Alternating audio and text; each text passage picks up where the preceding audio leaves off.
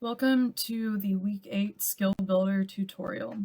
This week we are going to digitize satellite imagery of a city in Florida called Fort Myers. We are going to do this digitization using Esri's imagery base map. Then we will use new satellite imagery provided by the National Oceanic Atmospheric Administration to determine if a building is still standing after Hurricane Ian hit the community of Fort Myers a few weekends ago. The first step in the skill builder is to use the Go to XY tool that is found in the Map tab in the Navigate group. It's this Go to XY tool. We're going to use this to navigate to the proper location in Florida.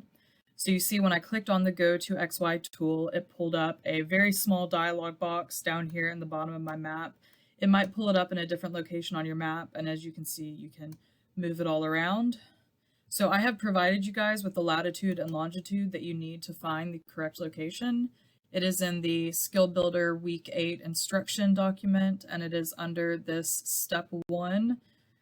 So here are our coordinates, and I can't copy both of them. I need to copy the first one, and I'm going to input it. I'm pretty sure this is backwards, but I'm going to input it into the longitude, and then I'm going to take this second one. Make sure you take the minus sign as well, otherwise it will take you to the wrong place. So copy that full number, input it in latitude, and we are using coordinates, latitude, longitude coordinates that are in decimal degrees. So make sure that it says DD here in this drop-down menu. And now you can click enter, and I'm going to I zoomed out too far. So now I'm going to flash where it put these coordinates, and you can see it is not correct. It took us to Antarctica. So that means that I had my latitude and longitude switched. So I'm going to fix that. And I knew that I was doing it backwards, but I just wanted to show you guys what would happen if you input it backwards and you're taken to a weird location. Or if you input the latitude and longitude in there and you're taken to a weird location, you know that either you input them backwards or maybe you forgot a negative sign in front of the longitude value. So I clicked enter, and you can see that it flashed the location, but it is not panning me to the proper location. To solve this problem, it's a bit confusing, but what I'm going to do is just zoom in to maybe like the city level anywhere on the map. So now that I'm zoomed in pretty far, on this Go to XY tool, I'm going to go over here to the pan button, which is this hand, and click pan to location. And now you see it has panned me to the correct location. You can click on this, it will add a little pin of where the correct location is, and that's how you use the Go to XY tool. One other thing about the tool is there's not a button here in the dialog box to exit out of it. To get rid of this, you just have to click again on the Go to XY tool button in the navigation ribbon.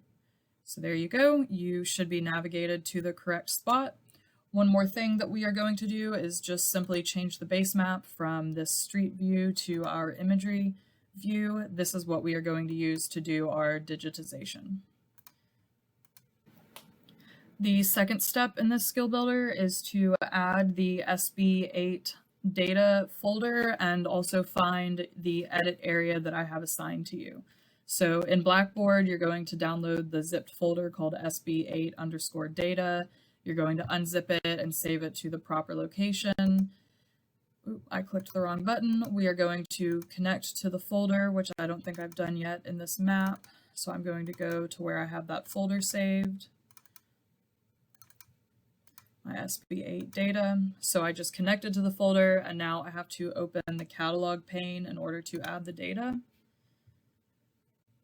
So it was a folder, not a database this time. So I'm going to open up this folder tab, open up the SB8, and you'll see that I have a couple different layers in here. I don't know why there's 3 right now. I thought there were only going to be 2, but we will play around with that. So the first layer you're going to add is this digitization grid. This is something I created. It's a little silly looking. Initially, I was going to create a even grid of squares, but I realized while doing that, it provided a variable number of buildings to digitize, and I didn't want one student to have to digitize 50 buildings while another had 100 in their area. So what I did was I created this polygon layer, and I just sort of created areas, and then I would count all of the buildings that are in the area to make sure that there are about 50 buildings in everyone's assigned area. So every one of these polygons has roughly 48 to 54 or 56 buildings in them to digitize. And so the way that I shared this layer with you guys is as a layer file rather than simply as a shape file.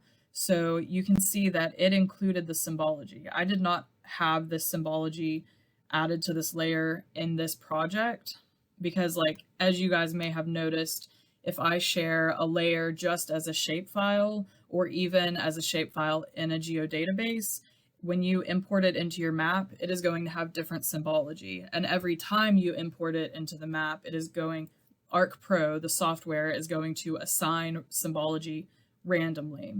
But that's not helpful when you want to maintain symbology and the layers that you're trying to share. So instead, I created a layer file, which you guys will do at the end of this lab, and it maintained this colored symbology that I created.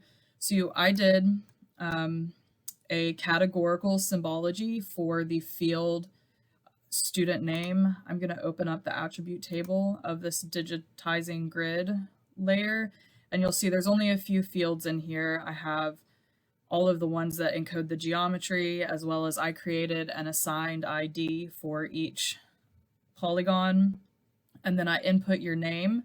So I created categorical symbology based on the student name field, and everyone has a slightly different color for their digitization area. So what you may want to do is not see everyone else's area, because as you can see, some of the lines overlap. It did take me about 2 hours to create this digitization grid, and so I didn't do a very great job at like lining up the lines, so sometimes they overlap and you can't really see the end of your area, and other times you can.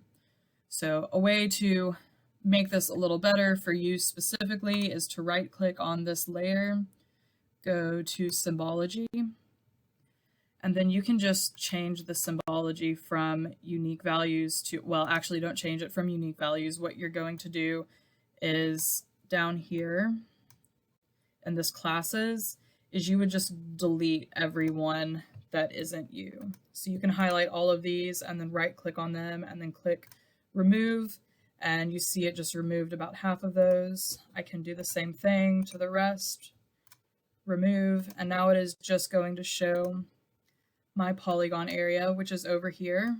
And you can also, if you don't like the color of your polygon area, you can click on it. I don't know why it's not pulling up symbology.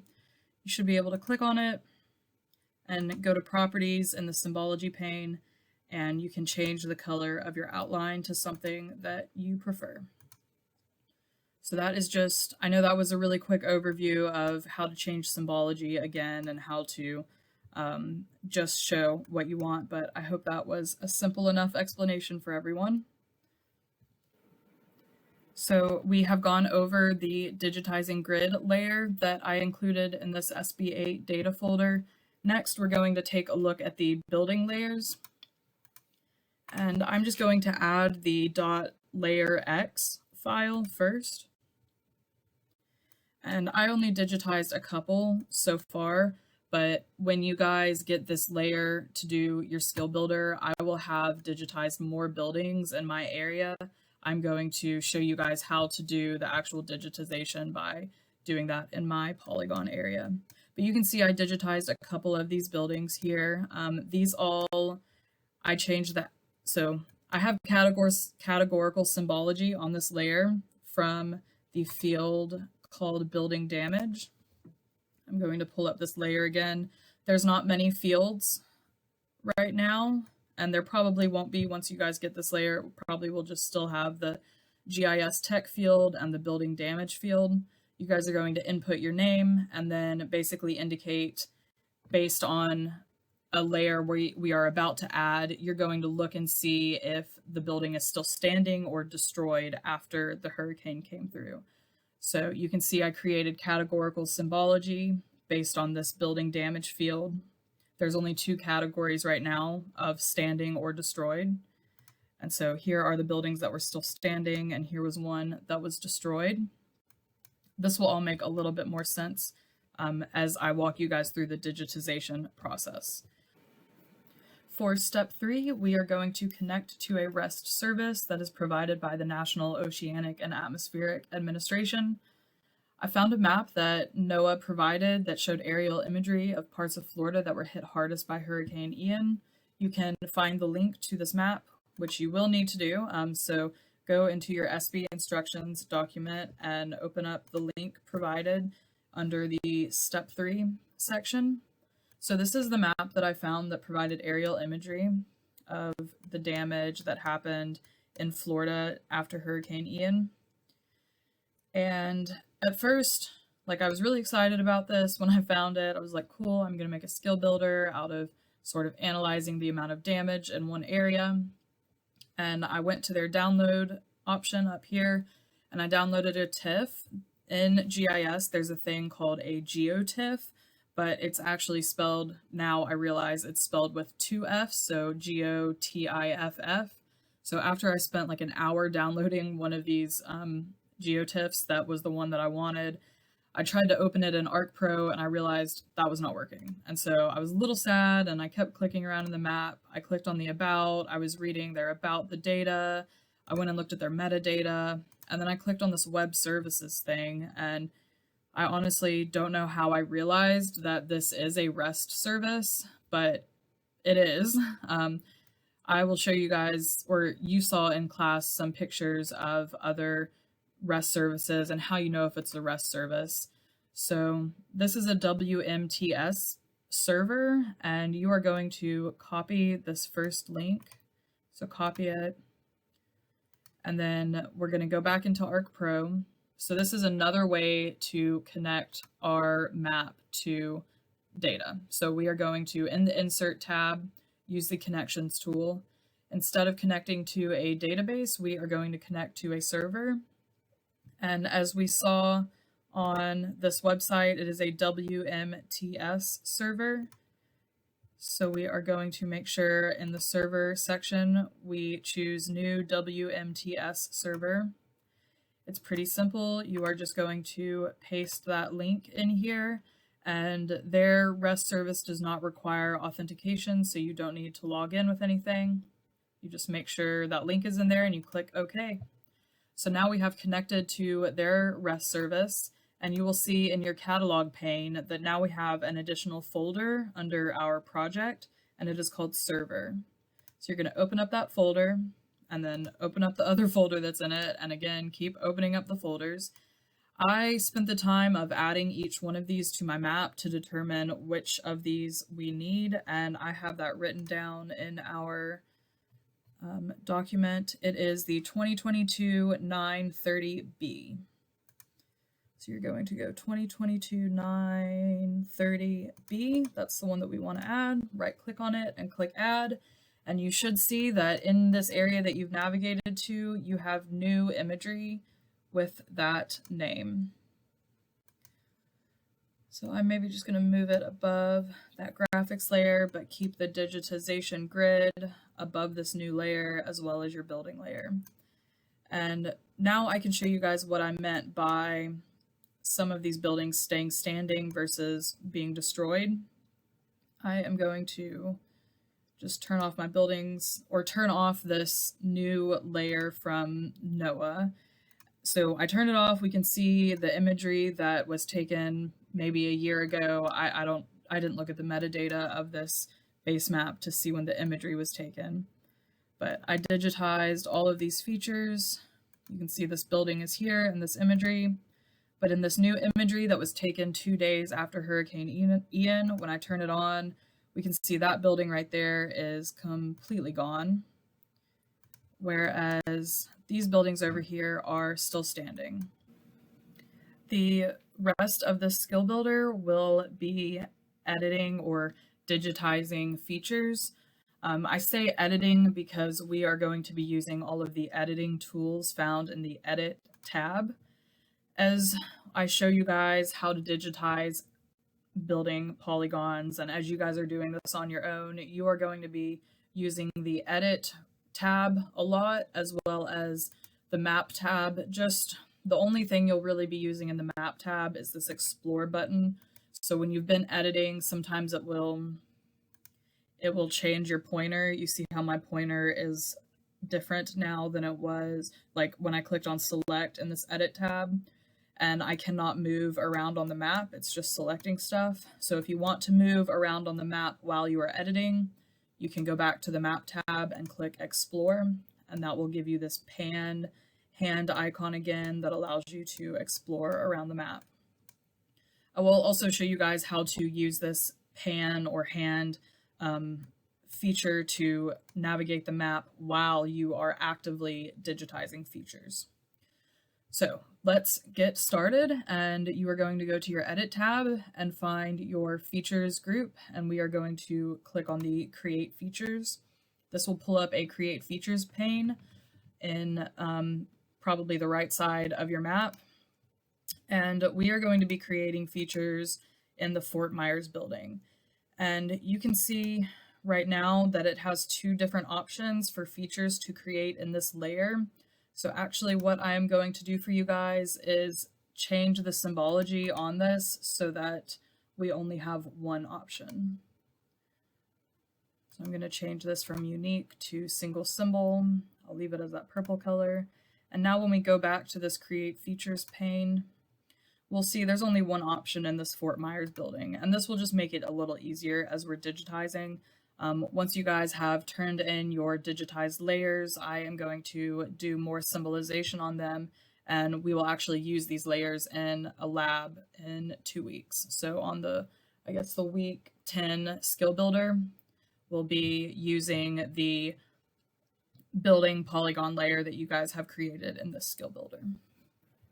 So let's get into this digitizing. So you are going to zoom in your area. You see I am in my digitizing grid area, and I am going to turn off. So we are not digitizing based on this imagery from Hurricane Ian. We are digitizing off of the world imagery base layer provided by Esri. So when you are doing all of this digitizing, creating these features, make sure that you have this Hurricane Ian imagery turned off and you're just using the world imagery base map. So zoom into your area, and I am going to start with, well, that might not be a simple building. It looks very complicated. I'm going to start with just a very rectangular building to show you guys at the beginning.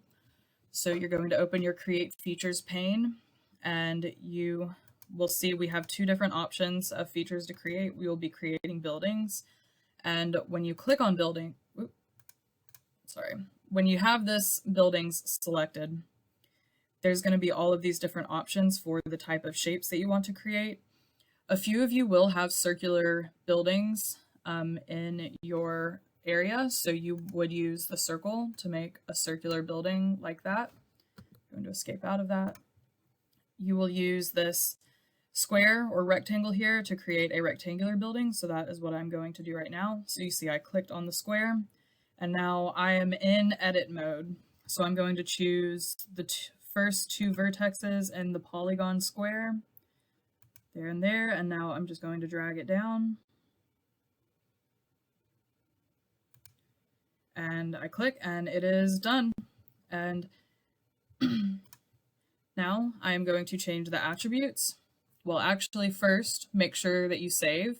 So I've created this polygon in the Edit tab under Manage Edits. I'm going to click Save. Now I want to go ahead and change the attribute data for this building. So I'm going to turn it off. Look at that imagery. So it looks like the building is still there. So I'm going to turn that imagery back off. Now to edit the attributes when you are creating features, in the Edit tab, you are going to be in the selection group, and you're going to click on this attributes tool, and it will pull up an attribute pane over here. So right now it has the attributes for this polygon that I just created. I'm going to fill them out. So I put my name in, and then the building was still standing. So you can see the building is still there, and I've got my attributes all filled out.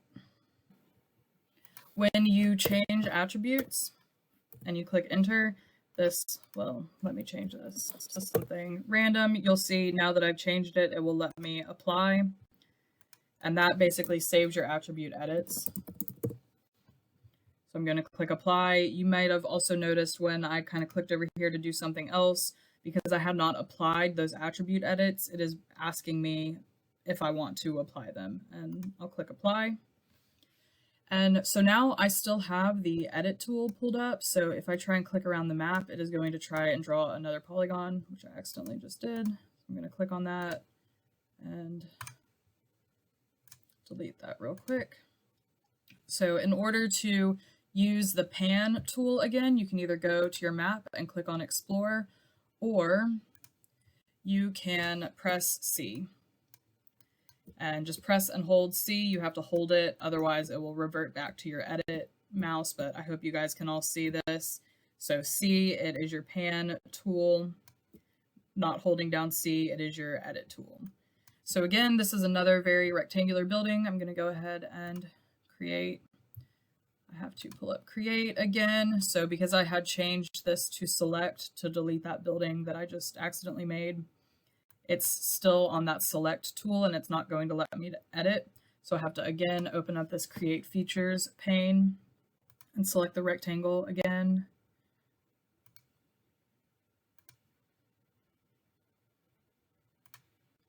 There we go. I'm going to save that geometry that I just made. Now I'm going to turn that off real quick and turn on the Hurricane Ian layer, and looks like the building is still standing. So now I'm going to turn that building layer back on, select this one, and change the attributes. And then click apply.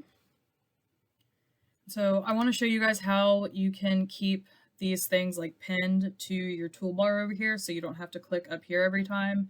So I just accidentally closed out the attributes, but I have pinned using this little pin button here, the create features. I'm going to open up attributes and you can pin it again. Sometimes the pin can be a little confusing and you need to click on it a couple times to get it to do what you want. The joys of using Arc Pro. So now I am going to pan up. And now I'm going to show you guys how to digitize a slightly more complicated building. So you're going to go back to create features, and I am going to create a rectangle.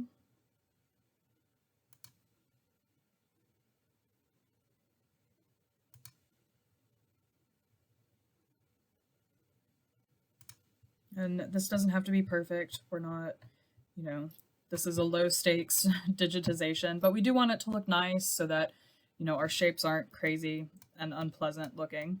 So I've created this rectangle around this building, but this part of the rectangle, actually there's not building there. It looks like that's their patio.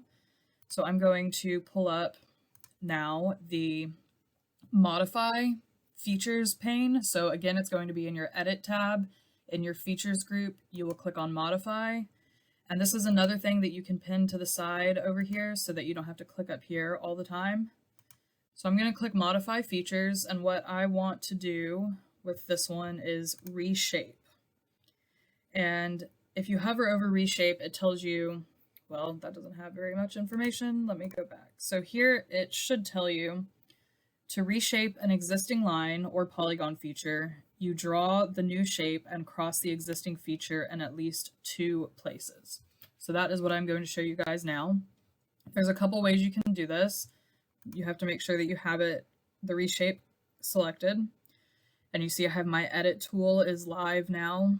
So I'm going to click here, and I can come down and click here, and click there. And to finish it, like now I've reshaped, I've intersected this polygon in 2 locations, and there's 2 options to finish the drawing. You can go over here and click this square with the green check mark, or you can right click where your polygon is and you can select finish. So you see these lines are not quite square, so I am going to undo that and show you guys what I do to make my lines look a little bit nicer. So you can see I still have this reshape tool pulled up. So I'm going to click here, and now I have my first point, and what I'm going to do is hover over one of the lines of this rectangle. And I'm going to right click, and now I'm going to select perpendicular. And you see it creates a perfectly perpendicular line to this line that I selected. So now I can only go up or down with it. I can't make the line go out to the side. So it is going to create a right angle. And select there.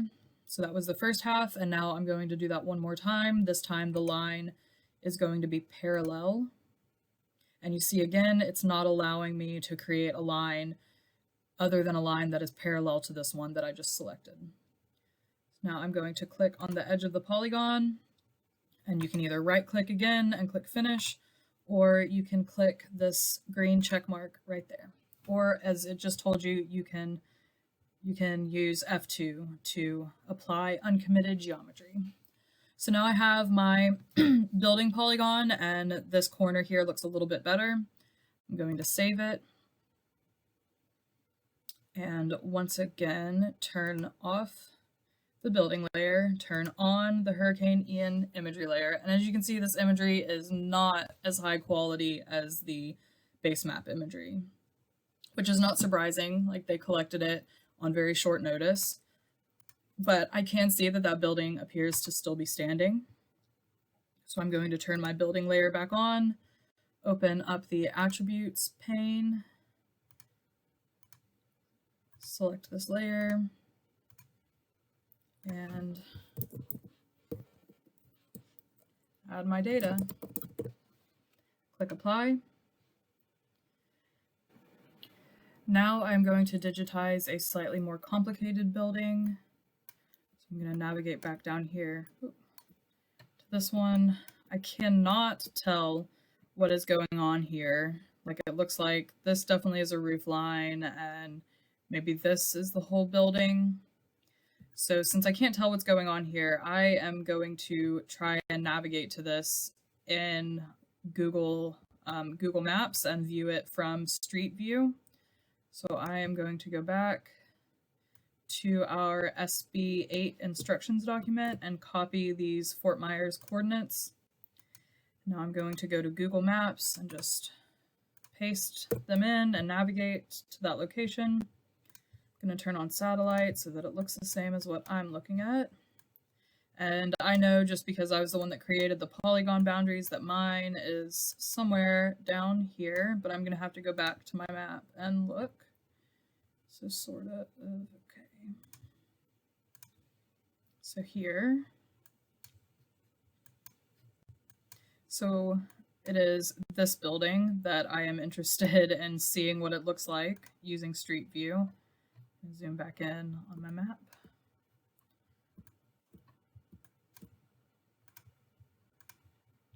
And now just take this little person. Whoop. Well, I just clicked the wrong thing. Let me try that again. Okay, I'm gonna take this little person and drag it maybe right here in front of the building. So it is this building.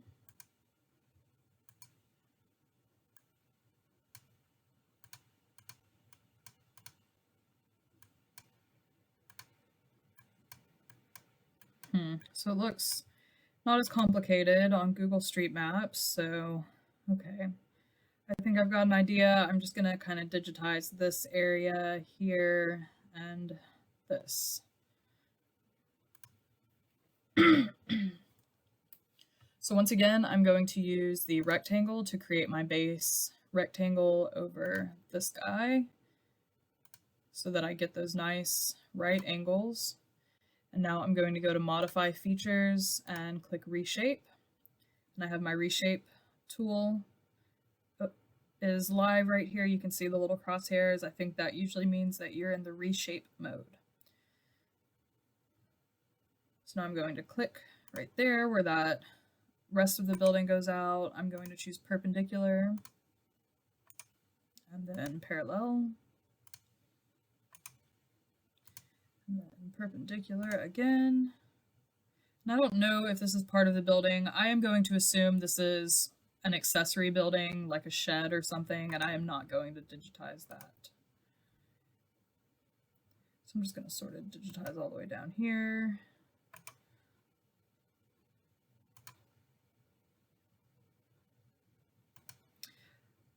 I'm not sure what's going on here, so maybe I'm going to actually pull this edge just all the way across here.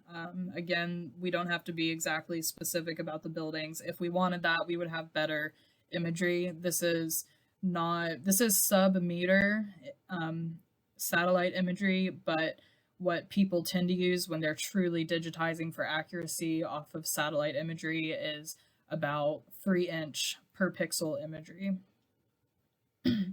Okay, so I added this vertex, but I actually don't want it to be there because I want to bring this line all the way out to here. So what you do when you want to get rid of a vertex that you've just added is you hover over it, and it can be kind of complicated sometimes. You really need it to pull up this little icon looking thing that it has, where it looks like a big square. And then you right click and you go up here to delete vertex. If it's pulling up a different list of options, then you just didn't quite right click on it right. See, I right clicked on the segment instead of the vertex, and it is not letting me, it will let me add a vertex, but it won't let me delete that vertex. And again, I clicked on it incorrectly. Editing in Pro is not very easy sometimes.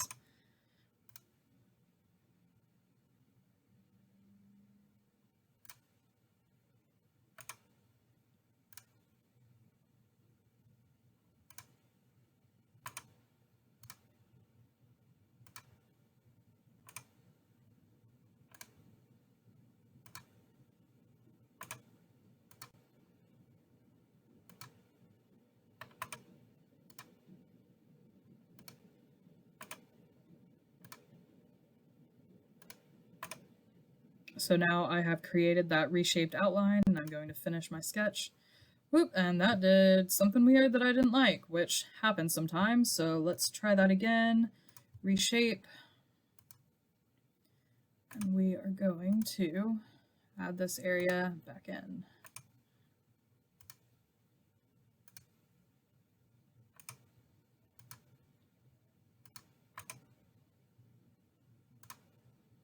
There we go. So we've got this whole building. Now I'm going to save those edits and once again see if this building is still standing on the updated imagery.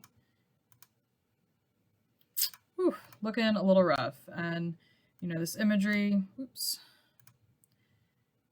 This imagery is not the best, so sometimes it's a little hard to see what is going on. I'm not sure. Just make your judgment call. And it kind of looks like a part of this building has been a little messed up over here on the side, but based on the angle of this roof line, like how it is offset from like the other imagery, just because it's offset, it looks like the building is still standing rather than flattened.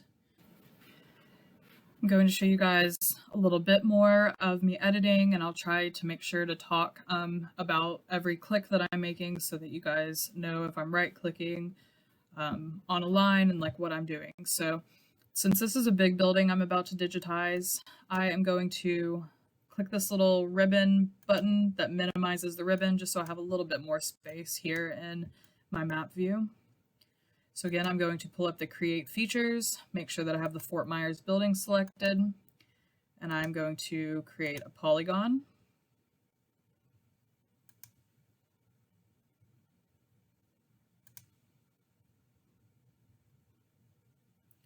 I'm just going to create that there.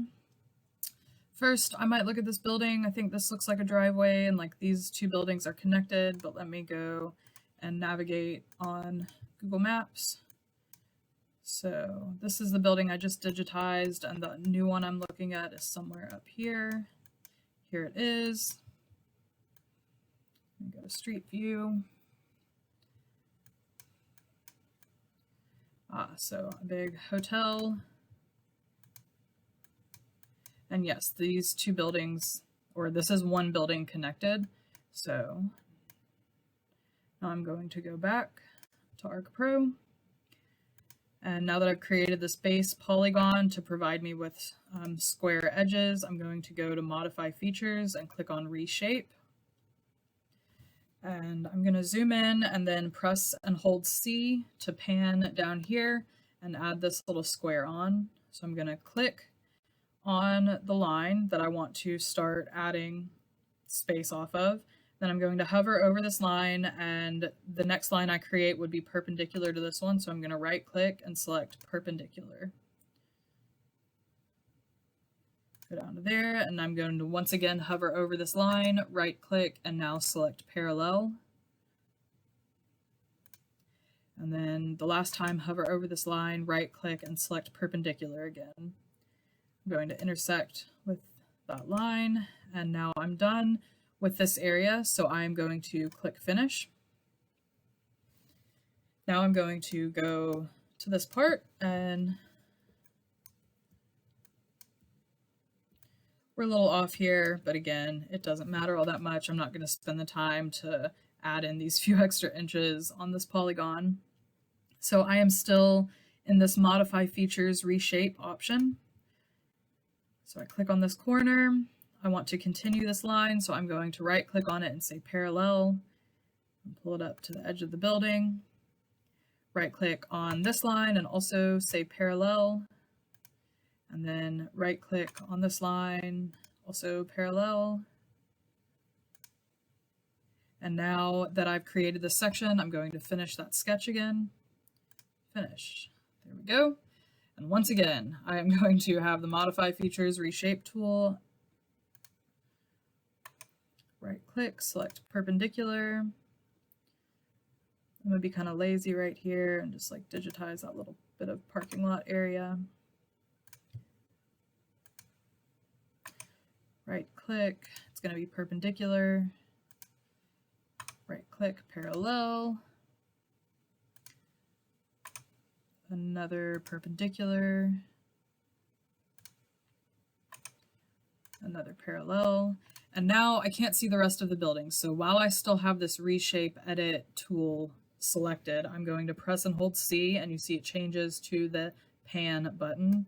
And I'm just going to pan up so I can see the rest of this building. Although you cannot parallel or perpendicular a line that you are still editing, so you're going to have a little bit of existing line showing in order to, like here, let me show as an example. I cannot hover over this line and select perpendicular or parallel. It won't let me do that until it is an already created feature. So we're going to be perpendicular to that one. Now we're going to go parallel, perpendicular again.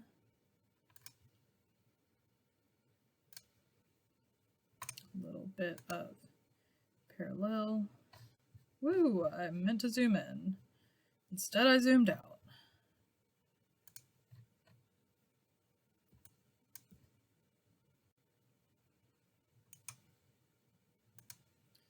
There we go. That is going to be the last line of this building. I'm going to right click and click Finish. And now I have this polygon. So I'm going to go back to my Edit tab and click Save. So it's going to save that edit. Now I'm going to zoom out a little bit, turn off this building layer, turn on the imagery layer, and yep, that building looks just fine. So now we're going to change the attributes for that.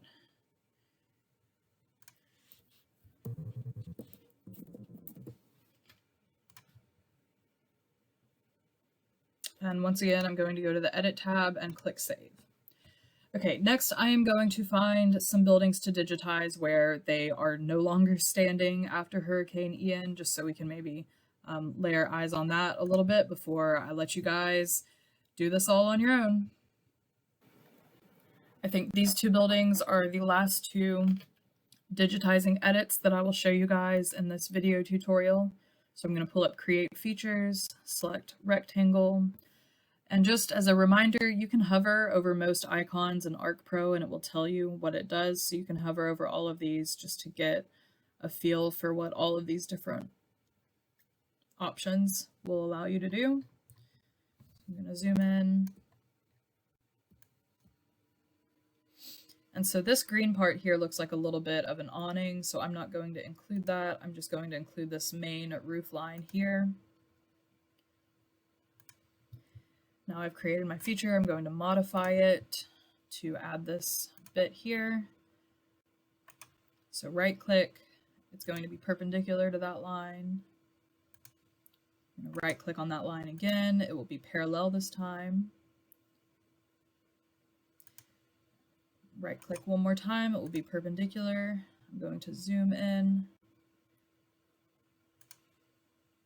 Let's see if it'll let me finish that. So it is not, as you can see, it's not letting me finish this polygon, which means that I have not intersected it in two locations. So I'm going to zoom in a lot and you'll see, yes, it looks like I'm off a little bit right here. So what I'm going to do to solve this problem is just click right there. And now I'm intersecting that polygon at two locations and it should let me finish now. Perfect. That's not best practice. What you would then go and do is go back to Modify Features, click Edit Vertices. So you see I'm on the Edit Vertices tool. I'm going to zoom into those vertices, and a cool feature that Arc Pro has is something called snapping. So I'm going to hover over this vertices and I'm going to then move it on top of that one and it is going to snap them together for me. And now I will finish the polygon and we have a straight line here.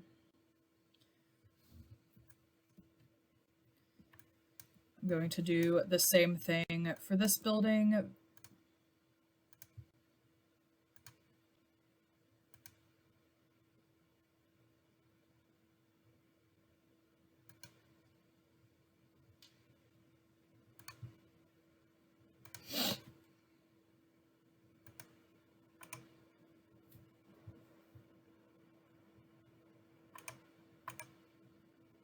I guess it did not accept my point. I must have the wrong thing selected. Oh, I do. I have Edit Vertices selected, and I need Reshape.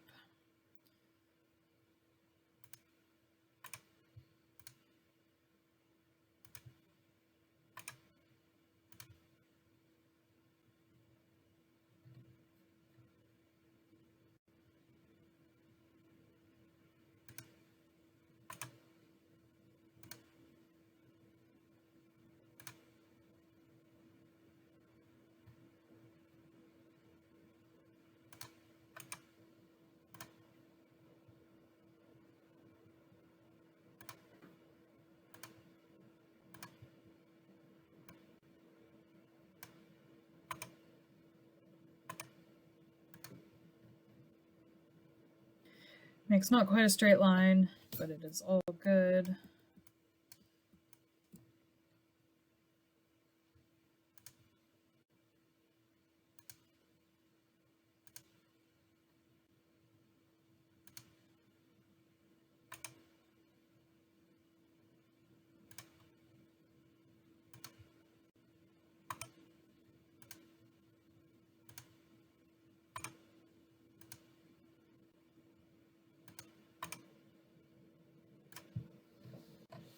Okay, so now that I have created these two building polygons, I'm going to save my edits, and then I am going to look and see, well, I know that I chose ones that are missing post Hurricane Ian. So woof, you can see this one is completely gone. It looks like it was actually moved over here, and that definitely counts as destroyed. as well as this one here. Let's turn that back off again. We can see that, oops, yeah, this building is not going to be usable. It's going to have to be completely demolished. So turn that layer back on. Now that I've created two polygons that I have not changed the attributes in yet, I'm going to show you guys how to select what polygon you want to change the attributes in. So pull up your attributes option, and right now I don't have anything selected, so I'm going to click change the selection, and now it has changed my edit tool from like an edit tool to a selection tool. So I'm going to click that, open the attributes back up again, and say destroyed. And I still have this selection option turned on, so I've changed these attributes, and I'm going to click on that one now, open up attributes.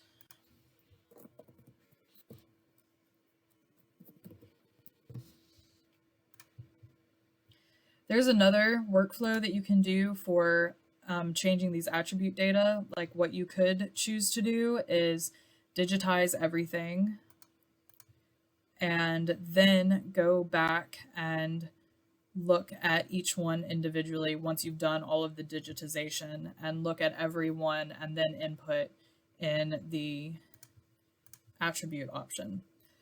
Also, there's another way to edit attributes, which is using the attribute table. However, when it does take up a lot of your map view area, and so it can be hard, it's like hard to edit and also have this attribute table pulled up. But you can also just click in here and type something new. So I'm just gonna cancel that. And then when you exit out of it, if you have made any attribute changes, it will ask you to save those. The last thing I need to show you guys is how to export this layer as a layer file. There we go. Okay, so sorry, right click on the layer, scroll down until you find sharing, and then you're going to save it as a layer file. So it says there's unsaved edit, so I'm going to click no and just go back to the edit tab and click save. I could have just clicked yes on there and I think it would have saved my edits, but always remember to save your edits. And saving your edits and saving your map are two different things. You need to save your edits because that saves the changes that you made to that specific layer. And then clicking save on your map changes like any symbology that you've changed, or just like the location that you have your map on. So if I save my map right now, the next time I open it up, it will open up in this exact location in the map view. Okay, so lastly, you're going to right click on your buildings layer, go down to sharing and click save as layer file. It's super simple. You need to create a folder in the appropriate place on your computer and name it your last name _ SB8, and then you are going to save your layer into that folder. So you can see I have saved some layers into this specific folder that are layer files, and just name your layer, your last name, SB8,